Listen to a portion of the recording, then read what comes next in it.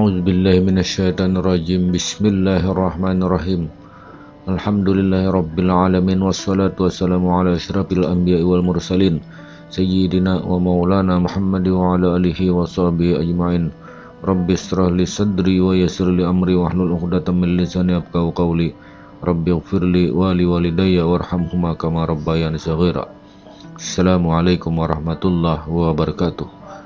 Di dalam Al-Qur'an Allah Ta'ala menyatakan bila ilmu tentang keberadaan roh yang dapat diungkap pengetahuannya kepada hambanya hanyalah diberi sedikit saja keilmuannya sesuai dengan Al-Quran yang artinya, dan mereka bertanya kepadamu tentang al-ruh, katakan al-ruh itu urusan Tuhanku, dan tidaklah kamu diberi al-ilmu, ilmunya kecuali sedikit.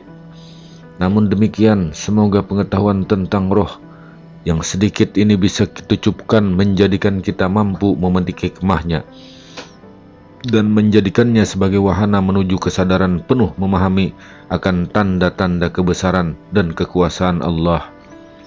Maka dengan dilandasi niat hati yang tulus memohon hidayah serta petunjuk kepada Allah Ta'ala semata-mata, dan kemudian menggali lebih banyak hikmah lagi dari buah karya para ulama dan alim dan menyusunnya dengan seksama, kita kenali unsur roh utama di dalam diri manusia yang menjadikan keberadaannya ada. Saya, engkau, kalian, atau kita manusia dikatakan ada atau eksis keberadaannya jika memenuhi unsur-unsur zat kehidupan yang terpadu di dalam diri. Maka ternyata unsur yang terdapat di dalam diri manusia itu tidak hanya terdiri dari satu jenis roh saja dengan jasad, tetapi ternyata manusia memiliki berbagai unsur roh.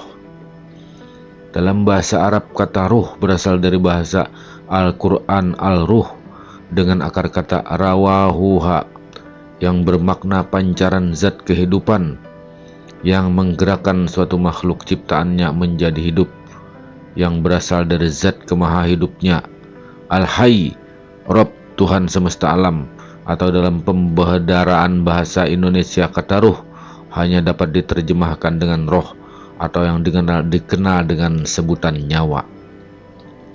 Ini satu-satunya karakter bahasa yang tidak dimiliki oleh tata bahasa manapun di dunia. Kata al-ruh berasal dari kalimat Al-Quran yang kemudian hanya dapat diterjemahkan ke dalam bahasa Indonesia dengan terjemahan roh. Dalam bahasa Ibrani adalah ruah, dalam bahasa Yunani diterjemahkan sebagai pneuma, dan dalam bahasa Inggris diterjemahkan sebagai spirit. Kemudian terjemahan secara umum bahwa roh adalah daya atau pancaran kehidupan yang tidak kelihatan yang memberikan kehidupan kepada semua makhluk hidup. Ruh adalah daya kehidupan yang akan kembali ke asalnya, yaitu Allah. Maka dalam Al-Quran diberitakan bahwa seluruh unsur jati diri manusia pada akhirnya bakal kembali kepada Tuhannya.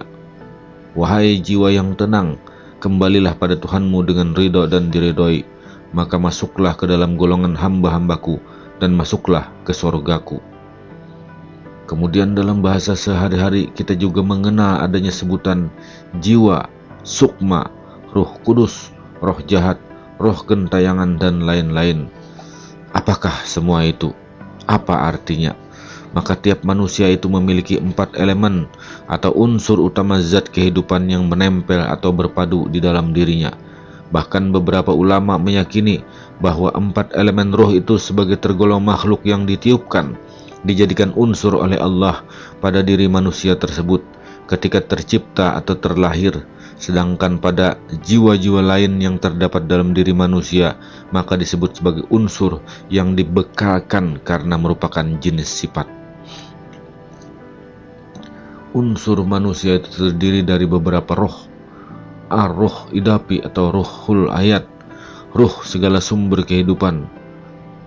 Kemudian al-jasad fisik, ruh bentuk materi benda yang dipengaruhi oleh ruang dan waktu.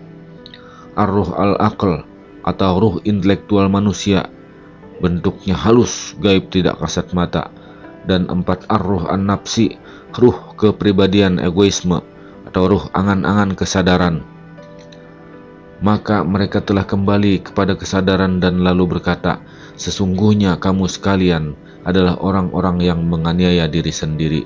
Quran Surah Al-Anbiya ayat 64. Ruh al-idapi atau ruh al-hayat atau bahasa kita menyebutnya nyawa.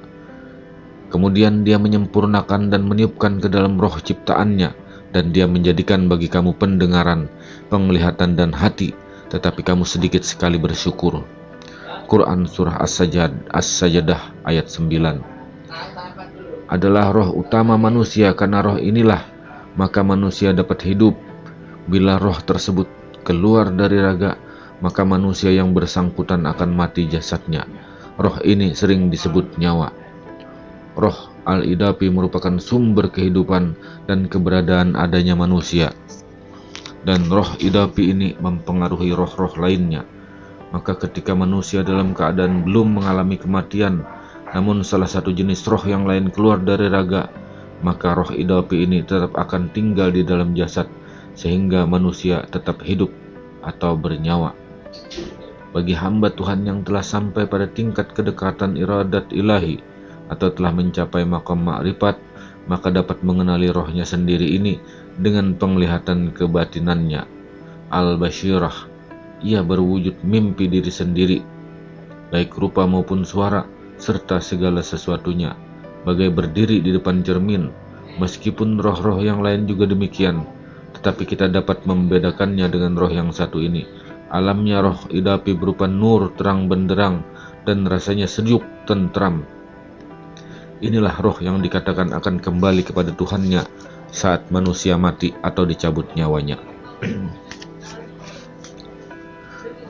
Menurut Syekh Naim Al-Saufi di dalam kitab Mengenal Ruh, bermula dari roh idapi itu, maka daripadanya asalnya jawahir perwujudan. Adapun roh idapi itu ialah nuktah, yang mengadakan nuktah itu zat Allah yang maha suci. Maka roh idapi itulah izin Allah, tiupan sebagai ruh al-qud di dalam diri kita. Maka roh idapi itulah dinamakan wujud idapi. Maka roh idapi itulah dinamakan nyawa Muhammad, nyawa Adam, nyawa orang-orang mukmin dan nyawa kepada rohani. Maka kenyataan roh idapi itulah bersumber dari Ruhul Kudus. Maka kenyataan Ruhul Kudus itulah rohani. Kenyataan rohani itu ialah napas kita. Maka adapun roh idapi itu di dalam diri, maka hakikat itu diri dan diri itu di dalam idapi.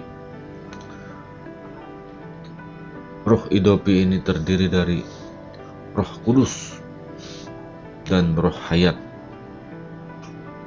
Roh Kudus adalah merupakan manifestasi difusi Roh Suci yang bersumber dari Rohnya yang Maha Hayyu Qayyum, yang ditiupkan langsung oleh Tuhan kepada makhluknya yang tertentu, yang dikhususkan untuk makhluk pilihannya. Sedangkan Roh Al-Hayat yang disebut nyawa adalah roh nyawa kehidupan yang bersumber dari Roh Kudus, yang ditiupkan kepada makhluk ciptaan Allah, baik malaikat, jin, manusia, umum yang terlahir atau tercipta dan merasakan hidup baik di alam dunia maupun di alam gaib lainnya, termasuk tumbuhan dan hewan. Jadi perbedaan Roh Kudus dan Roh Hayat adalah Roh Kudus tidak ditiupkan kepada makhluk atau manusia umum, tapi hanya ditiupkan Roh Al-Hayat